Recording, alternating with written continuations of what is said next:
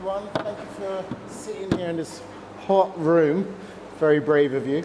We're here to talk about 10 years of funny, which is going to be, see if you can manage to muster a laugh in this place. But basically, I'm Trevor Robinson. This reminds me of a comment by Maya Anderson, and it was, just read it, don't trust anyone who doesn't laugh. And it was a term that always struck me, especially with my relationship with Herwig. And I believe it's about 18 years we've worked together on Haribo, and before that, Schwartz cooked mixes. And we've always had a laugh with presentations and the work that we do, and especially when came around to doing the Haribo work. I think straight away we both felt very strongly this could be a powerful idea going forward. At the time, I'm not sure if I really thought it was going to be like a world-renowned campaign, and the campaign's erupt. The campaign's taken off in Germany, Japan, all over the world, and we'll show you a little scissor reel of some of the stuff that we've done. But it's been an amazing accomplishment as well to be working on this. But one of the key things to it was the humour behind it. And do you want to? Yep.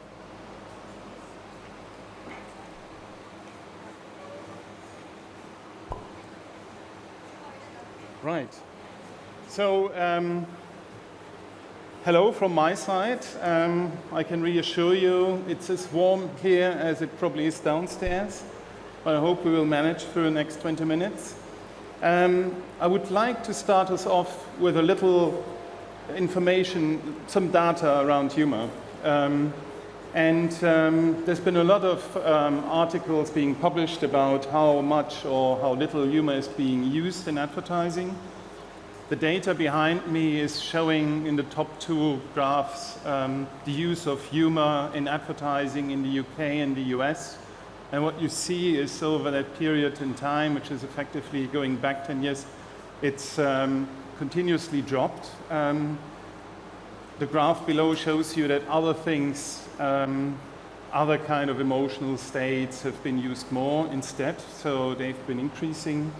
And Kantar, who I guess we all know, they've come out to say that the use of humor in advertising dropped by nearly 40% over the last 20 years. And when you consider what humor can do, that looks like a missed opportunity, because there's also quite a lot of data around that shows how effective humor can be. This research here has been examining 250 ads, half of them with humor, half of them not using humor, and they found that the ones using humor have a much better impact on the business. So it's not only using humor to make us laugh, but really humor can sell.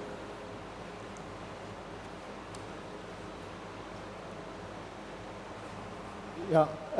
So, as in, humor is always one of those things that I've always realized, especially if I could make my creative partner laugh first and foremost in the office, then I could make my creative directors laugh, and therefore I've got a good chance of making the outside world laugh. And it's not the only thing that you can lean back on. Obviously, I've worked on a project called Create Not Hate, where it really deals with some pretty harsh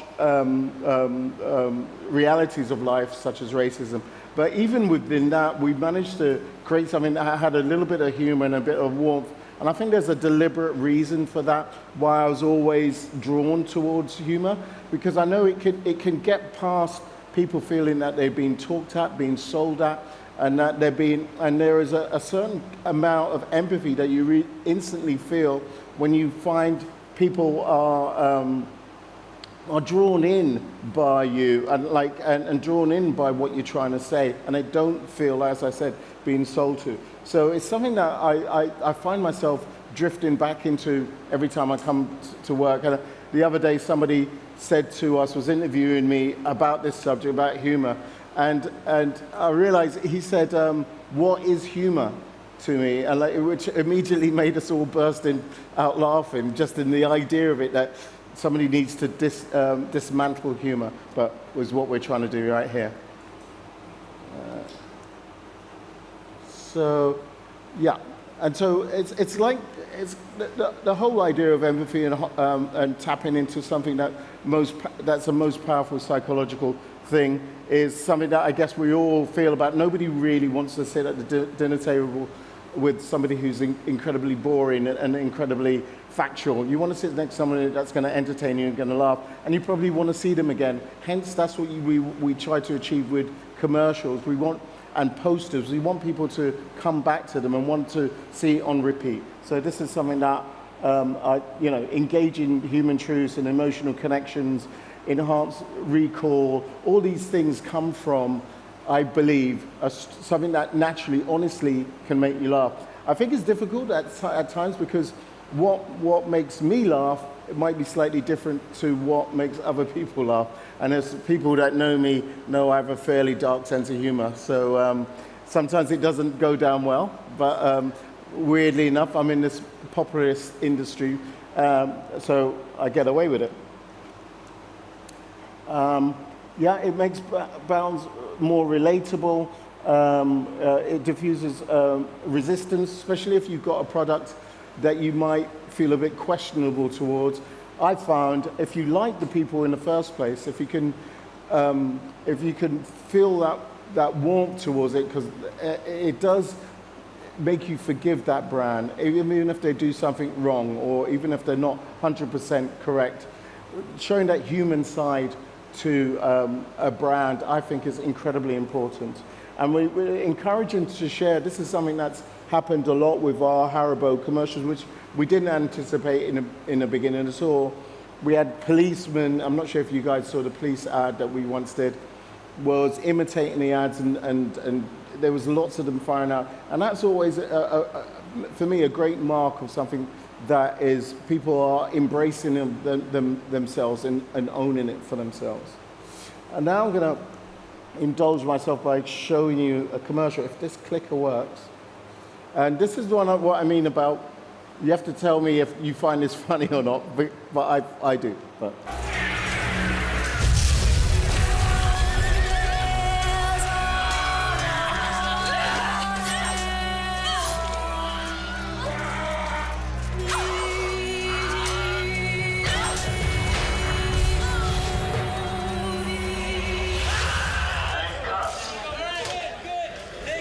Okay, that was great, guys. Really great.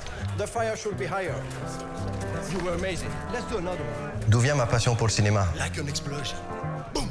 Je crois que j'ai toujours aimé le cinéma. Le travail avec les acteurs, I know. And after, les effets spéciaux. you can add some explosion. Yeah. More explosions. That's always good. He is an amazing director, very sensitive. I don't give a shit! I want La mise en scène. a white shot like that. Castle burning, we like that. Everybody screaming, lot of blood, boom, explosion. Le scénario. Sorry, we're ready for Yeah, coming. La musique. En fait, j'aime tout dans le cinéma. Vous savez, j'ai vu tellement de grands films depuis tant d'années qu'un jour je me suis dit, pourquoi pas moi?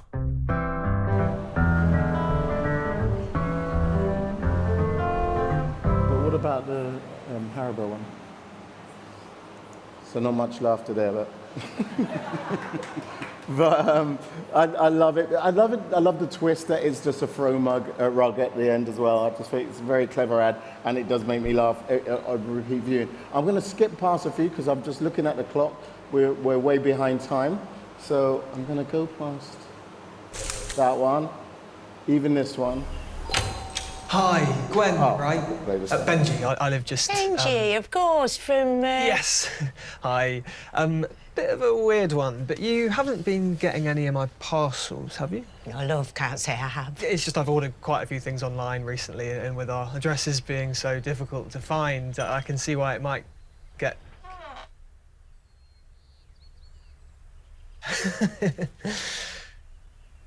I'll let you know if anything arrives.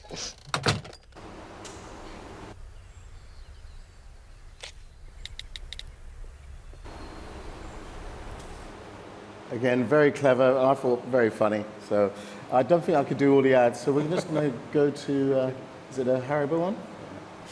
So I think that second one was more to the taste of everybody. Yeah, my dark humor in the first one. Anyhow, so what these two examples show is, how personal humor is, how highly personal it is, and what some people find funny, others might not laugh about.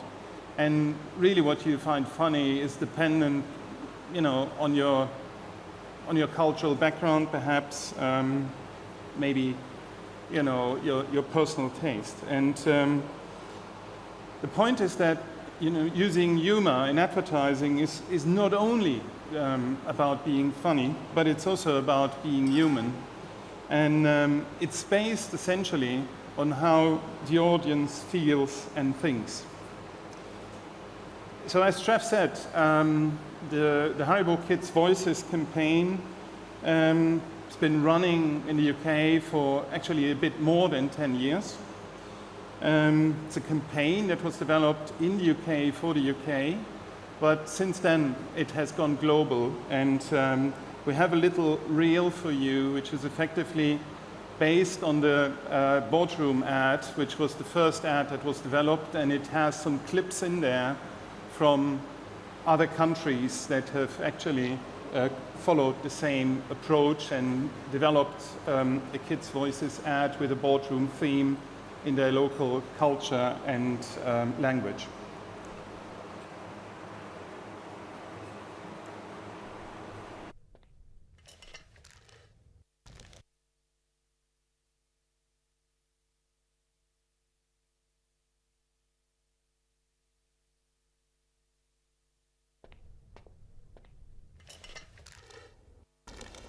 I just want to talk about this Haribo Star Mix Sweetie. Aloha! Titta Lukas, jag har gjort en hamburgare. Toll! The red one is more gooder to me because it tastes like berries. Jeg kan godt lide æggene, fordi de smager af fødselsdag og rigtig mange gæster. Mango smaker irgendwie so Erdbeer. Me pongo los platanitos en la boca y soy un vampiro. Ik heb een hamburgertje met friet. Jeg vil have det op den. Ik ben een ninja. And then I'm gonna fly it into my mouth. Look, she can made a big sandwich. Kijk eens, is voor de maan. Wat? De toeter?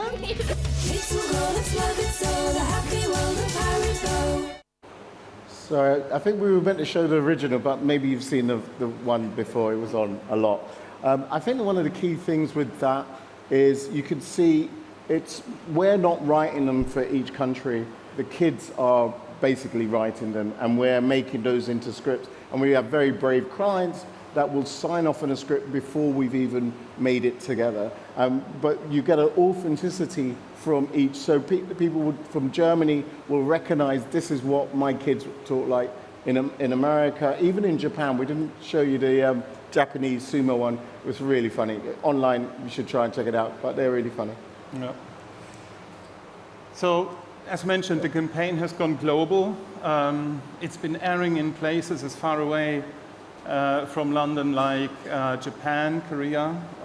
It's been on air in Canada and the US. It's been on air in Turkey.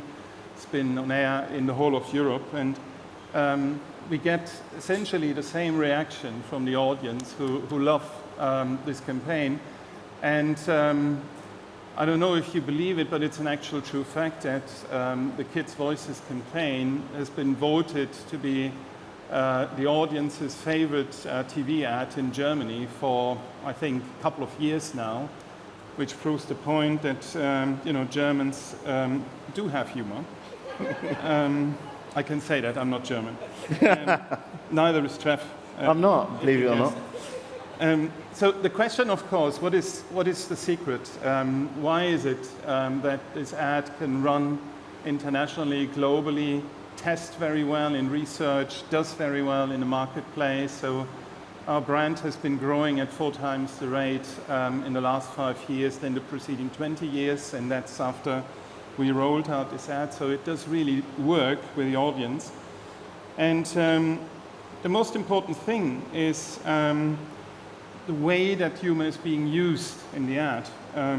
And it comes down once again to the understanding of the audience, to the understanding of the consumer. So what the campaign does, it dramatizes the idea of consumers having fun when they actually see a bag of sweets. And whenever we come to an airport or somewhere in the world and we check in a hotel and working for Haribo, we register, we always get the same reaction. And people are excited about this brand. And that is exactly the excitement that you generate with a bag of Haribo, because it does remind people of all ages of their inner child. And that is essentially what the humor in this ad is based on. That's what it's reinforcing. And this is what people of all cultures can relate to. So it is a universal insight that we're leveraging, and we're leveraging it through the use of humor in this very particular way. And that wouldn't work unless, as these examples here show, we actually allow and we actually encourage our local teams, our local marketing teams and agency partners to look for settings that really resonate with the people in the individual countries. And the voices you hear are authentic voices. It's real children speaking real things. And that is then being used in the ad. So it's a relevant setting that people can relate to, and it's the authenticity of the voices that actually then translates this global insight and this campaign into a local execution that works very well. And I completely agree with Trev. Google the Japanese one. I bet most of you, if not all, won't be able to understand a single word, but you will watch it and you will think you've seen the ad or you understand what's going on. Well, the German one and the American one, I shot that one. It's quite funny as well. I was going to go on to talk about humor with AI, but thankfully we've run out of time. I'm going to leave some questions for you guys, because we don't really want to hear any more about AI. I'm sure you're going to hear a lot about it throughout this whole exhibition. But yeah, so that's it. That's us. Thousands. But I believe. Thank you so much. And now we've got questions all about AI. No, not really. First question here is really good. This is from Eloisa. She says, would you ever stop a campaign that lands in one territory but doesn't have the ability to scale in others? Or will you always focus on developing campaigns that can be rolled out to international markets? So if it fails in one territory, would you cancel the campaign? It's a good question for Herwig, because he's the one that really hires the agencies abroad. I think this is the first time one campaign is being used everywhere. I think before, each territory was were given the permission to do their own work. But I think because this was so successful in every way, I believe, you can say more about it. So Haribo is a very decentralized organization, so we really want to do very well in every country that we're in. And success breeds success. So the fact that this campaign has been successful has inspired a lot of people in different countries to try and find out if it works or not, and it does. On the other hand side, being responsible for sales and marketing, and Haribo, if a local country came up with a great idea that was different, we would certainly look at it and we would certainly entertain the idea of using it. And there is actually one country in the world where we are really doing that, and the funny thing, it's the Netherlands, and we honestly don't know why, but there is another idea that works very well in the Netherlands. Yeah. Great, thank you. Another question from Adam Lata. Another good question. He asks, isn't there a big risk in humour, as it's essentially subjective? One thing that one person might find funny, another person finds annoying. Yeah. And they get annoyed time and time again. Yeah, absolutely. And that's what I was saying before, that if you use humour to really be based on a truism, on a real consumer insight, and you use humour to actually make the point about the benefit or the positioning of the brand, it typically does work. Of course, it's the execution where you have to be careful whether it really resonates with people. But you could can. also leverage that towards any idea. If you have an idea, it has to be popular, it has to land. And how many ideas have we seen that doesn't use humor and it's just boring as poop? You know what I mean? So it doesn't resonate. So you run the risk of not having impactful work if you don't try and use something like humor.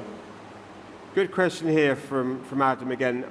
I like this one. I was thinking about your comments about what you do needs a brave client, which is another whole question itself. But he asks, humour needs context. Do you think that customer testing really works? For example, no one laughed within the Haribo ad that was played in the tent. So, you know, humour works, humour's instinctive, but then does customer testing actually work? I'm not quite sure. Does it say, does customer testing actually work? Yeah. Yeah. Yeah, if no one laughs, then you go, well, it's not going to work, is it? Okay. So it's kind of like it or hate it, testing is a really simple way of gauging, is this having impact? Is this going to have talkability? Am I going to remember this? So even though I hate doing testing, because if I'm honest, I'm not doing my job if I don't instinctively know that this is going to work in the world. And you know, like I said, we're testing it. As soon as you're presenting it to your strategists and account people, you know, you're already testing if this is a powerful idea. But yeah, I think that's... If I can quickly add on that, what we're using testing most for is to understand how the ad works. Yeah? So if you really look at the results, you can identify what really is strong about it, what is probably an area that you could do a little bit better with. So it's not just a verdict of yes or no, but it's really a diagnostic tool to get some feedback on how people react. But I still believe that a focus group or a bunch of friends that are honest with you, that you show your work to, will give you a similar idea. So you got to look at it in combination. There's two questions here that are sort of quite similar, some of time together. Annabelle asks, you spoke about humour in hard-hitting topics. I work for a dementia research charity, and I'm curious about how you approach these hard-hitting topics with humour without offence. And then another question from Anna, who says, do you think it's harder, is humour harder in ads now, as people are so sensitive, I guess, with the impact of social media, etc.? So again, how do you use, or can you use humour in such sensitive areas? And again, are people's sensibilities changing generally? I think it's a human truth in that when things are going, especially now, going crazy in the world, you've got to laugh at it. You've got to find some kind of humor, otherwise you'll cry. And I think that's I think it's a very human trait. And I've grown up from quite a tough background, but it was always filled with laughter. And I think that's the reason why you can laugh at hard subjects. I think that's a good reason why you should lean into it. I'm not saying it's something that it's easy to do, because I think when I've done it, it's just almost happened through nervous laughter as we were doing it. And we went, how did this become funny? I think definitely so. I can't remember the other question. Right. So who can answer that one?